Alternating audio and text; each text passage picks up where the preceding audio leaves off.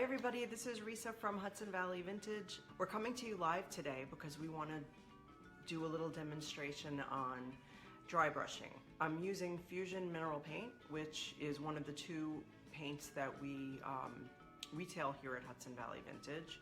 We retail Fusion Mineral Paint and Miss Mustard Seeds Milk Paint. Fusion, which I'm using right now, I finished painting this table. I'm going to see if I can back you up a little bit so you can see it more. This is actually a cart, not a table. I apologize. It's on wheels. So it's an antique piece, and I did the top in soapstone by Fusion, and I did the bottom in Little Piggy, which is from the Tones for Tots line. So this table, I love the way it looks, but I felt like it needed just a little bit of something more. And as I said, we're going to be doing dry brushing with Fusion Mineral Paint. So before I get started with the dry brushing, I'm going to sort of take this camera around and show you the other side, if I can do it without jerking it around too much. I already dry brushed the other side, and what I'm doing, which is kind of different, I'm doing the reverse colors. So I'm dry brushing the Little Piggy onto the soapstone, which is the dark gray. It's a beautiful gray. I'm hoping you can see that a little bit. You could see where it stands out. And I'm only doing it on areas that I want to show some detail on. So that's the Little Piggy on top of the soapstone. And over here, towards the bottom, you can see the soapstone on top of the Little Piggy. So I hope you're getting a little bit of a view of what that looks like. So dry brushing is a great way to bring out details in your piece. Often you'll see people will dry brush in a maybe a brown color or a little rusty or something, and the purpose of it is to draw you to the details, but it also, you can use dry brushing as a way of sort of fake distressing, if that makes sense. So when you dry brush, you use a brush that's virtually dry. While I always paint with synthetic bristle brushes, I dry brush with these crappy chip brushes. This one I've had around for ages. It's really raggy and junky. That's great. Like the more it looks like that, the better, because you don't want to get a smooth finish. So I'm going to actually start with the Little Piggy, which I have the tiniest bit on my plate. I don't even know if you can see that. I'm not going to use nearly all of that at all. So I'm going to take my junky brush, and I'm just going to dip the tip of the bristle into the paint. Look how little that is. It's like so little. And then I'm gonna dab a lot of it off. Okay, so let's try to get a little closer here. So I'm gonna start by going on the edges of this piece. And again, I have very little paint on this brush, and I'm really just kind of wisping. I almost have too much paint. I'm kind of just wisping on the piece, and I really only want to get it on to raised areas. It is so easy to do. I mean, I almost feel silly making a video about this because it's so super easy. Kevin is working today in his other job, and so I'm alone with Mia today. And Mia, unfortunately, has 4 legs and no thumbs or anything, so she can't really hold a camera. She certainly can't answer any of your questions. So again, this is the Little Piggy on top of the soapstone, and I'm really happy with how it's looking. Once I have this little bit on the brush, I'm just really barely touching my piece. I just want to bring up a little detail, make it a little bit more interesting. on my piece. Okay, this is pretty cool. I don't know if I can turn this around. It is on wheels, but I don't know if it easily turns around. Oh, there it goes. Look at that. How do you like that? And I'm going to continue around.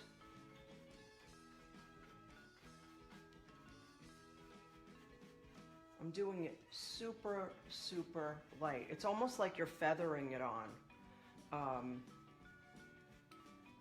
Super, super, super light. And I'm going all the way around. I've already done the other side. And it's quick, it's easy, and it uses very, very little paint. Okay, so I'm going to lower this right here. I'm even going to do it in here. This is a drop leaf cart. So I'm even going to do a little bit of the little piggy in here. Now, I want to show you something. I'm going to make a mistake on purpose. Yes, I am. I'm going to make a mistake on purpose. Let's see. So what I'm going to do is I'm going to get a little bit of the little piggy right there. Can you see that? That little bit? So that's a little bit of a mistake. And I didn't intend to do that. I only wanted it like in these edges. So if you make a mistake dry brushing, it's so easy to fix. And I'll show you how to do that. I'm going to take my, if you haven't guessed already, you probably guessed already. I'm going to take my soapstone, which I also have a teeny, teeny amount. I'm going to get just the end of my bristles a little wet with the paint, wipe most of it off, and I will go back and just go over it with the other color. Need a teeny bit more. So that's how you fix it if you make a mistake. So then let's open it again. So down here, which I think I have to move a little bit back for, I am still using the soapstone. So I'm going to take just the teeniest bit of paint. I'm using a junky chip brush, synthetic, which I don't paint with, but I'm using it for the dry brush. Just the teeniest bit on there, and then I'm going to dab most of it off. And I don't think you're going to be able to see this part quite as well, but I'm doing virtually the same thing. I'm just hitting the edges a teeny, teeny bit with the soapstone, and I only want to highlight the details that are raised. That's all I want to do. So as I do this, I think it's hard for you to see, so I will I'll bring the camera over so you can see what I just did. Okay, ooh, you're taking a ride here. So there you can see, hopefully, the detail of the soapstone on the raised areas of the little piggy. And that's all there is to it. Here's what I did with the little piggy over the soapstone right there. And I just feel like it gives it a little bit more interest. It was a little bit bland before, even though I love the colors a lot. There you go. So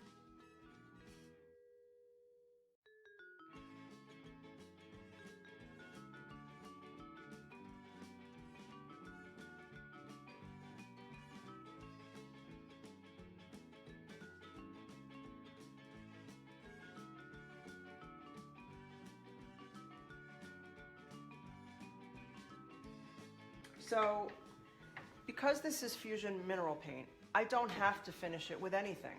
It's got a built-in top coat, which is really durable.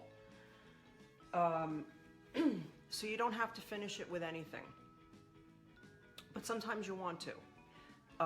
Sometimes wax or hemp oil add some interest to your piece, make it a little, give it a little bit more depth.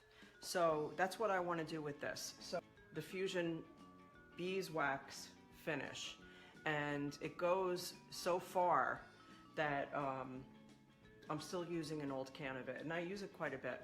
So that's what it looks like. And they've since changed their logo. And this is what it looks like. And it's food safe, so it's great to use on a cutting board or anything like that. And it's all natural. A natural hemp oil beeswax blend. So I am using a paintbrush as my wax brush. You could use a lint-free cloth to get this out, but I like to use this brush. I don't paint with natural bristle brushes. I paint with synthetic brushes, but I do like to use natural bristle brushes for my waxes. So I'm just gonna put that in there and kind of get some wax. It's not as soft as the Fusion furniture waxes, the clear waxes, but it's super easy to work with. So that's how much I have on my brush. It's a little bit damp. And I'm just gonna wipe this on.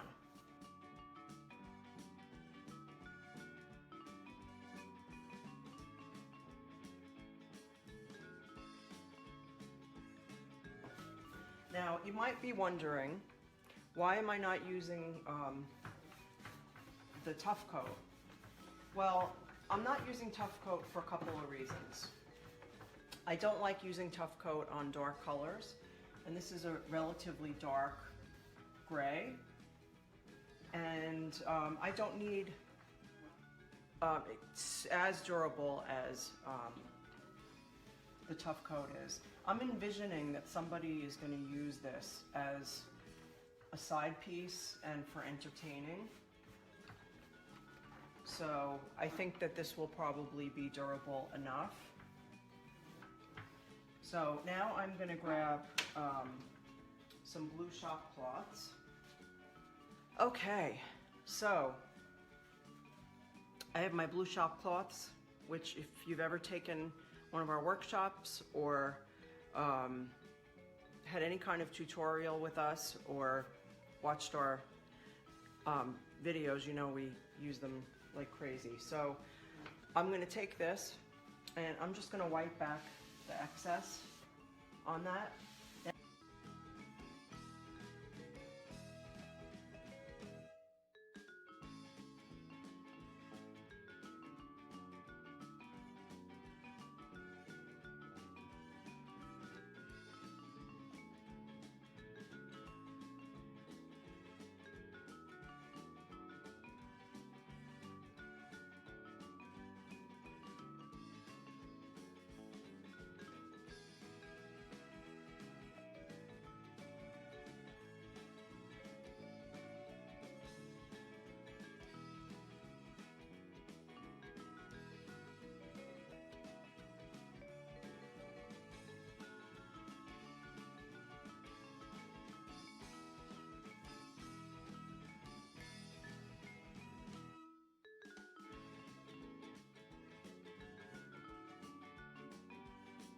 So it's super smooth, and it's added so much depth to the piece, and it's going to protect it, which is great. So I am going to show you. Okay, so that's the top that I didn't do. In the middle, I didn't do. And then this is what I just did. And it is not wet.